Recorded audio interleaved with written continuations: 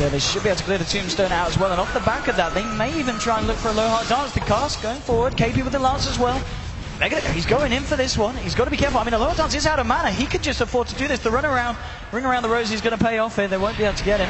And anti-mage at the same time killing. Spirit Breaker, Resolution moving in onto QO. QO looking for the jukes. Is he going to find it? Brain Sap from Always Wanna Fly finds the kill there. So kills happening on both sides of the map here. This is so important for Resolution. He's finally having something going his way here. Unfortunately, he doesn't get either of the kills, but at least is involved in some sort of success story here for Empire in that bottom lane.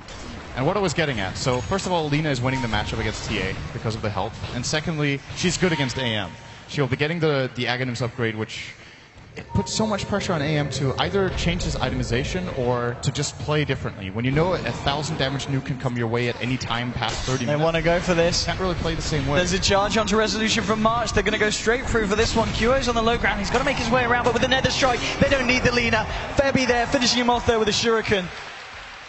And no reaction coming out in time there from the side of Empire. MVP able to get themselves back over to their half of the map. QO just continuing to apply the pressure onto the mid-tier 1. Hearing another charge.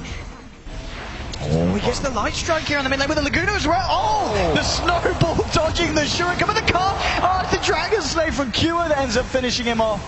So as nice as the snowball dodge was, doesn't end up saving his life. He needed to dodge the Laguna Blade with that snowball. That would have been sick. It is possible.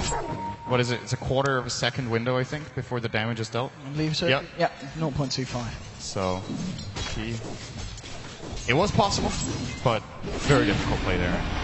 Charge onto the side. He's looking for a bash. He's not quite been able to find one there. Seems a big lane again. Resolution. Caught up by the stun from QA. Luxie's there as well, hanging about. How's the Death Ward available here on the Witch Doctor? We're actually going to see Febby TP in as well to help him out. Yeah, the ball being switched over QA, getting himself a bit of regen from that one. Resolution will be able to find himself an Invis rune here at the top, so we'll see if he's able to do anything with that, but still just sitting on the treads on this tier. KP applying the pressure on the top, and the hard that's being kept held back by the Spirit Lancers. But Silent is pulling really far ahead now. I feel like it was 2 minutes ago I said he was 10 CS ahead of the PL, now he's 25, so taking good advantage of being able to rotate between the lane and the jungle here, just doing the Ogre camp and moving back over it. I think absolutely no loss here. He didn't lose a single lane creep on the way. They're going to go for Febby here, moving in onto him. They'll find the snowball. They've got the dust as well. Febby, he needs backup and March. He's going to provide it. They're going in for Resolution. Nether Strike as well. Bashing up Resolution. QO moving in. Will find the Light Strike Array. Now with the Paralyzing Cast. Now the Death Ward onto Yoku. Resolution, but he has managed to drop down the tombstone. It doesn't matter though because it's a double kill for QO. The team will be able to disperse off the tombstone as well. And again, we saw what QO could do on the TA, and he's showing he can do a similar performance here on the Lina so far. A lot of gold there going towards Lina, and they've of course got this track available for the bounty, so they're going to start benefiting from that in the fights as well now. MVP are just outnumbering them right now in these fights, because Silent can't really contribute much. And Ben, I feel like Ben said it half jokingly, half seriously, I think, when he said during the draft, you can't pick AM in this game because there's going to be so much early fighting that you don't have time. And, well, that statement, whether or not it was 100% serious from him, is holding true for now. Empire is put under a lot of pressure, and Silent can't really help. There's the only really good Mana Void target, as I talked about earlier, when you pick anti-mage's early game contribution to team fights, it's generally Mana Voiding a key target. The only one who's really valuable to land it on is Silent blinking and aggressive there. March can find some bashes here. He's going to be a lot of trouble. Shuriken coming out from Febby. They're going to try and chase this. He needs a bash March. Oh, he doesn't get it. Silent is able to blink himself out into the tree line, healed up by Yoku's Soul Rip. And they will be okay, but Q's come down here as well. He's got a Laguna Blade. If he can find anyone, if he can find Silent, the bounces from the Shuriken doing a lot to slow down Empire. And a Febby moving in. There's going to be the charge from March as well. Yoku drops the tombstone, but they're just going to fight on the other side of it. Moving straight in. The dodge is there, but now with the Death Ward thrown down from Nuts, it's too much. He finds one. March, he gets the second double kill for the Spirit Breaker. 3 heroes falling on the side of Empire. And MVP. It didn't even matter. It was flashy. Style points. Indeed, go to the Tusk. It's the only points they get on the scoreboard for that fight, though. 10-3 now. Again, MVP having a great game too so far. Just 13 minutes in. Man, they are destroying a team that has Undying pre 15 minutes. Like they're just running through the tombstone. They don't even care.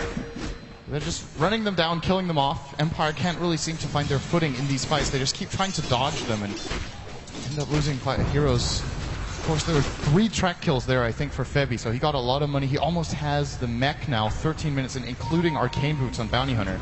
Of course, Bounty himself benefits more from track than everyone else when you find those kills. Often underestimated. I mean, we talk about track kills and how much it benefits the winning team, but Bounty Hunter gets 200 extra gold per track kill, whereas the team gets 50 apiece. Top lane, Febby. Scouting out Silent and Always Want to Fly here. They do have March further up the lane. If they wanted to try and go for something, if they can find Always Want to Fly here, they might just try and charge. There is backup coming from the side of Empire that we're seeing. Both the Tusk and Dying coming in. Actually saw him, but didn't go for the play. Instead, he just gets tracked and Silent again with another aggressive blink. He's got back careful with this. Just have people in the neighborhood, but now with Nuts and March coming in, and March finds the charge, which he will. Silent! He's as you said. What was he thinking? Not the play there from Silent. Bounty Hunter just tracked the Bane. So he knows Bounty Hunter's in the neighborhood. I think did he not know the Spirit Breaker was there, or regardless? It's just that he TP'd in the SP. He blinked aggressively up to the tier 1 tower, knowing there's a Bounty Hunter in the neighborhood, not knowing where the other heroes are. And this is something Silent can't afford to make these mistakes, because there's so much weight on his shoulders in this game, because his team has just been killed off so much. That was his first death of the game. The anti-mage mistakes just hurt twice as hard right now, as he is desperately needed to get his Battle Fury. Maybe he got greedy. He almost had it. Perhaps he was. I just need 2 more picks for the Battle Fury, and then. Absolutely. Oh boy, that was not the play right there for Silent. Unfortunate. A little bit of greed getting to him there. I mean, off the back of that, yeah, Febby with the completed mech recipe on the curry and on its way. It's looking very good here for Phoenix. We saw an impressive performance there from them in Game 1 and Game 2. It's more of the same. Yours done from QO. He's going to try and set us up on the Undyne, but the TP reactions are there. MVP needs to be careful. Phoenix grip straight up onto Febby. They've had enough of this Bounty Hunter and his dirty, dirty track card. They take him down. March coming in with the charge. They try to turn this, but Always Want to Fly with the Nightmare's going to be fine. Empire, they might be able to take this fight. Looking for March here. They should be able to fight him. He's incredibly tanky. Could they kill him? They will finally take him down with the Death Ward from the low ground. They'll cask as well. They'll get the Bane in return. And Resolution, he's standing at the ward. The Snowball coming out, able to turn it. Now Silent blinking forward. They might be. Oh, the Mana Void. It's a double kill for Silent. KP, the only one to live here. And they're looking for him as well. And pop the charges, has the mana hit the double ganger, and will be able to get himself out. But Empire coming back into that fight very, very nicely and managing to get themselves a fair few kills onto the board. This is the exact chain of events that Empire need to win a fight. They need to get a Tombstone that MVP charge into with bad position. They need to get the opener on the Bounty Hunter, and they finally get a good Mana Void from Silent, who joins the fight after respawning and gets it onto the Lina, killing the Witch Doctor as well as her immediately there. 2 kills, Battle Fury, all of a sudden, you know, this is all it takes. MVP had a big lead here of they were closing in at 10,000 actually, really early. Empire can very quickly pull it back now with the AM, and MVP needs to be careful not to get over. Count deep, they're going here onto Yoku. They're going to send the charge as well. Yoku's going to get blown up. First death in. Now with the Nether Strike. He wants to look for more here. March! He's going straight in onto Always Want to Fly, but now with the TP in from a low down to Snowball. Moving in onto the Spirit Breaker. They should be able to find a Warrior's Punch, bringing him alive, but he's walking out. The Voodoo Restoration from Nuts. The Doctor is in. 2 heroes down at Empire. Charge onto a low touch with a track gold as well. It's a double kill for QO, and Empire don't have an answer to that one. Nuts is incredible on Witch Doctor. I feel like when this guy gets Witch Doctor in these games we've seen so far from MVP at the main event, he has been absolutely standout. This is phenomenal performances. His Death Wards all game, his casks are great. Voodoo Restoration making a big difference in this fight as well.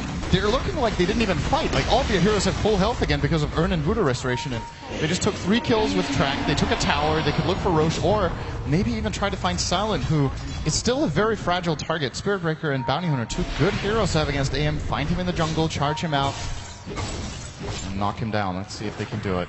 And I want to say good aggressive vision here. 17.5 minutes in, the Nuts Witch Dogs, he's got the point booster, he's got the Ogre Club now as well, 400 gold on top. Was it Nuts the other day that we were talking about and he got the 24-minute Aghanim's? Was that the Nuts Witch Dogs? Yes, it was. I think so. He might even beat that this game, that 24-minute time. It's a pretty insane rate that he's finding the gold. Most likely, he just needs like a GPM of 170 or something in the next, maybe a little bit more, 200. Should be able to. Very doable. He could just jungle a little bit here, but I don't think that's the... Well, he does have 37 CS, so I guess he's been doing a little bit of jungling so far in this game. Mid lane, Aloha Dance is smoked up here. Along with Resolution, they're trying to bait something with Silent. And maybe MVP will react. Febby moving towards the mid lane. In fact, the entire team of Empire behind Silent is a big bait. The question is, does Phoenix fall for it? March is going to be charging in here. Silent blinking back. Is March going to continue? No. He senses something's up. He's going to hold back for this one. We found March's limit on charge. It seems like he's scared of nothing when he goes in, but that was too much. Track's being thrown out. The smoke has now wasted. So Empire doing what they're doing. It's actually a charge here into the jungle, going straight in for Silent. He's going to need a few bashes here. Where's your bashes? Oh, not really seeing the bashes coming out from March today. He's still shutting him down. Like this kind of play is easily worth it. You put a lot of pressure on the opponent. You start getting like paranoid when you're in your jungle. Oh, Spirit Breaker charging me. Can I go for this creep camp or not? March he's showing Silent that they're looking for him, and try for also gets a part of the creep camp. So. And they should be able to get this as well. I don't know if Empire can do anything about this. They are starting to move towards the pit. It's not the quickest rush, but they're going to be too late. I think it's going to be quick enough. Yeah. Medallion is a good item. If Empire can jump in now. Low on downside, Shaz going in, but the charge out from March. They're trying to start Tombstone. It is on the high ground. Therefore, though, look at it go nuts. The Mana Void there to cancel it. And they've already found one. QO now on a killing spree. March with the bashes. Low on dance moving in onto QO. QO looking for Silent, but Silent, he's going to be able to get himself out. Oh, they've lost the bait. Now the charge from March onto Yoku. Now the Spirit lost on the Resolution. The illusions. Well, they keep them there. The meld is there. KP's trying to fight it, but they haven't got detection. KP going back for a low hard dance. Resolution, he's got a triple kill on Yoku because of the Tombstone. And this is enough to go crazy. They go for the illusion. It's an ultra kill. Yoku's Tombstone. He gets it down at the start of the fight, and that in itself pretty much wins it for them. March trying to turn this around. There's buybacks coming out from the side of MVP here. Silent was able to pick up the Aegis and finish off Roshan. No, they get the Spirit Breaker. Empire, they're hitting back hard here. 13 for 17, and Yoku just TPs out. What a Tombstone. What an Undying. I actually think MVP could have finished the Roche. They got scared and started moving out. They did have the vision seeing the rotation in from Empire, but they started second guessing their Roshan call, and one of the heroes started moving out. They got Roshan down to like 10%, and then they all started moving out, being scared of the rotation in from Empire. But ultimately what they did was that they had Roshan in their back hitting them. They took a fight that would have been pretty much the same, I feel, inside the pit, if not, maybe not even better for them inside there. And a big win for Empire. Massive win. Plenty of kills. Roshan, Aegis on Silent. And Undying is getting a lot of items from this, of course. He got the ultra kill. The goal is back to almost even. Yeah. I mean, the buybacks, 2 buybacks coming out from MVP there as well at the end of it. And they didn't achieve anything. So much being thrown the way of Empire. MVP is just playing with so much confidence that sometimes it's too much for them. It's kind of reminding me of the old Na'Vi that just didn't care. Like, would just always constantly go for fights, even if they were behind, even if they didn't look too good, and just rely on outskilling their opponents. And there's a charge coming through here, looking for Resolution. March on his own for the time being, has got the Nether Strike available, trying to buy time for the rest of the team to move in. Leader's trying to get in range for the Yules, but Resolution just a little bit too speedy. And March unable to. Is he going to continue for this one? There isn't a tier 2. He's not going to do it. It's a little bit too spooked. Question is, can they turn it around? No, March is just going to charge himself away. And the rest of MVP Phoenix head back to their side of the base. They found Febby at the same time in the Radiant jungle. Good sentry ward placed here from the Radiant side, and they get off the Fiend's Grip. Take him down with Bane, as well as I believe the Tusk was there. They want to fight here, smoking up. They're trying to do what Empire did earlier. They're baiting here with their core. A KP is on his own in the mid. Is he going to be able to try and make Empire jump? The rest of his team, MVP, are looking for the wraparound here. Move jungle, trying to